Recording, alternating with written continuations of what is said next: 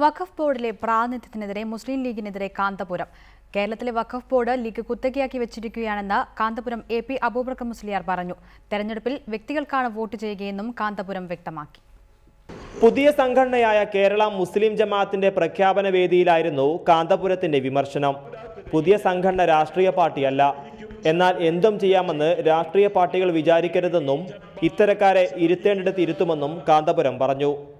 കർണാടകത്തിലെ വഖഫ് ബോർഡിന്റെ ആനുകൂല്യങ്ങൾ എല്ലാവർക്കും ലഭിക്കുമ്പോൾ കേരളത്തിൽ ലീഗ് വഖഫ് ബോർഡിന്റെ കുത്തക അടക്കി വെച്ചിരിക്കുകയാണെന്ന് മലപ്പുറം പ്രസ് ക്ലബിന്റെ മീറ്റ് ദി പ്രസിൽ കാന്തപുരം പറഞ്ഞു.